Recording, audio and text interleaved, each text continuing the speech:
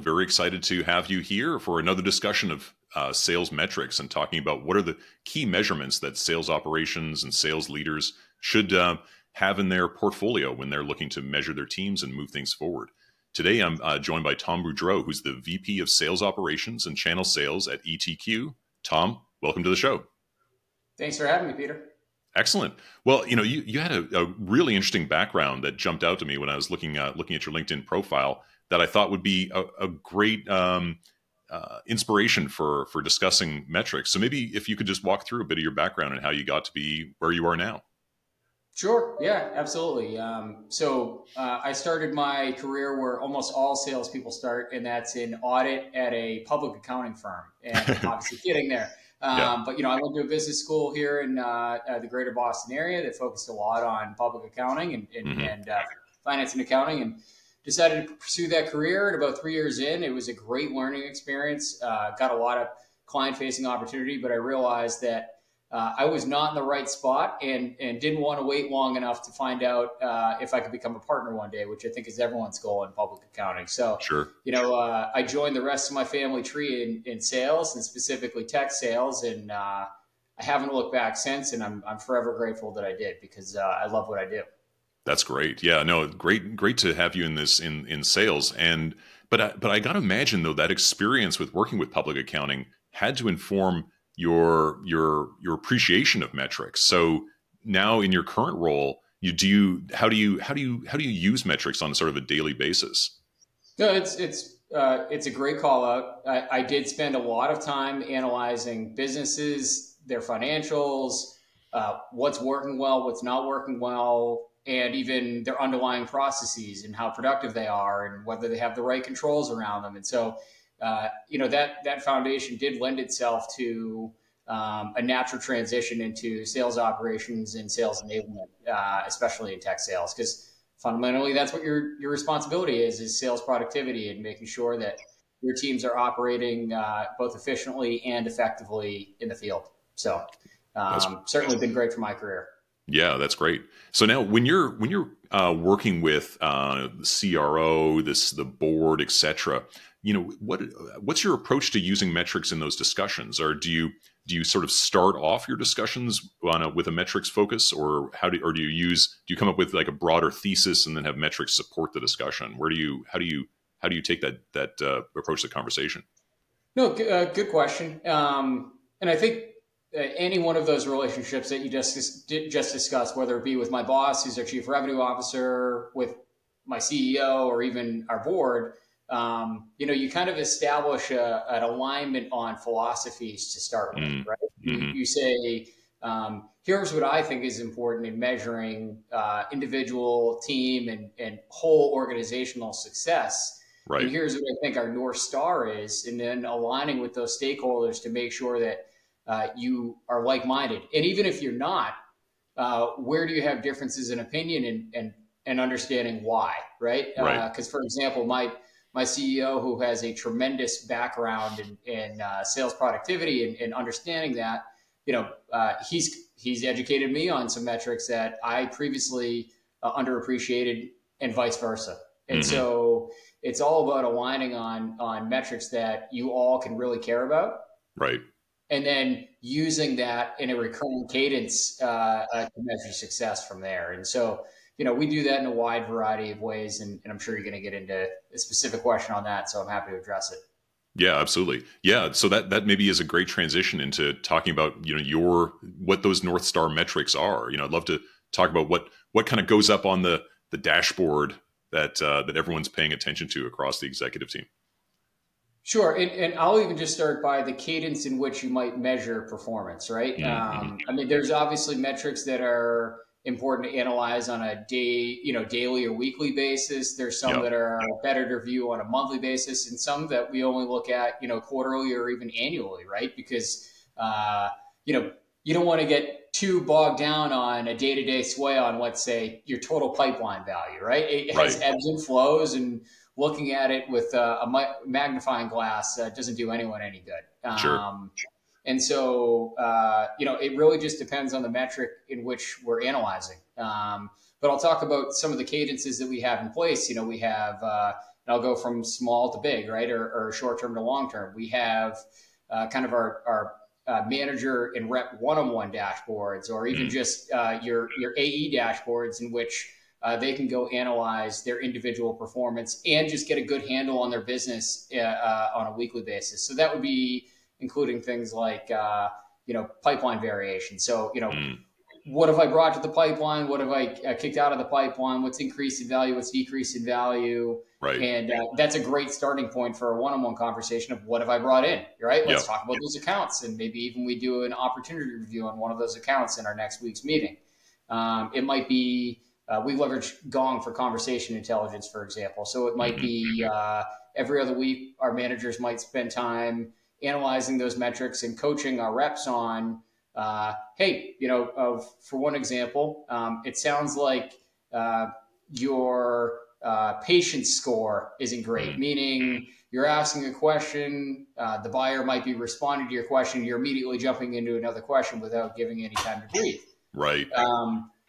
We also have a dashboard set up on a monthly basis, which would feed our monthly KPI pack. So this is a holistic set of reports that get presented to our sales leadership, to our executive team, and even to our board in a consolidated package that goes along with other organizations' data, right? Even product and marketing and so on and so forth. And that would include, I'd say larger in scale metrics like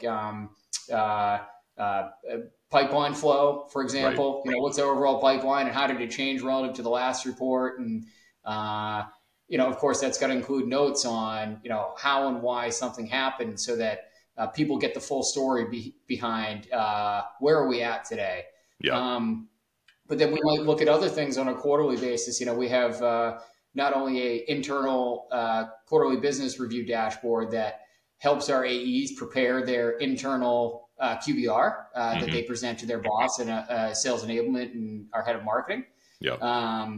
But we also have something called an AE scorecard, where we have about 10 metrics where they are scored against their peers as a means to determine, best practices, right? And it includes, things that you would expect, like quota attainment, pipeline velocity, which is a metric I'm going to touch on a little bit. But it also includes like what percentage of enablement courses do they complete, or how many calls do they request or ask for feedback on in Gong, as a means of determining sales tool adoption, for example. Right. And, shocker that the culmination of each one of those individual metrics typically presents the most successful salespeople within our organization at the top of that list in any given quarter, and also gives very tangible evidence to an AE on areas where they need to improve so that they can score higher on that list. And, never hurts to create a little competition amongst teammates on the sales team. Oh, so I completely agree. I like that idea of like the QBR approach, where you have the individual reps presenting back sort of what the state of their own business is. So what goes into one of those QBR presentations? Yeah, and I'll answer specifically the content, but I want to start by saying it is probably the single most underappreciated but most strategic sales enablement initiatives that we have. And the way that my boss and I typically equate it is it's like brushing your teeth. Yeah. Most people don't enjoy brushing their teeth. Right. Or maybe even going for the dental, the every 6-month dental visit. Nobody loves it.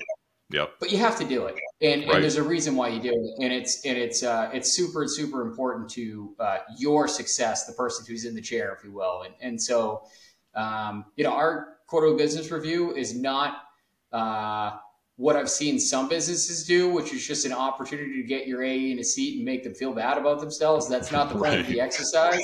Yeah. The point of the exercise is growth, and also it forces you to analyze your business. Like it forces you to pause and say, okay, what's been going well? What hasn't been going well? What have I learned? And what am I going to do differently? And literally, that's how every single presentation starts. And then the underlying metrics that you would show in that meeting. So let's say, here's what my forecast was last quarter, and here's what I actually attained.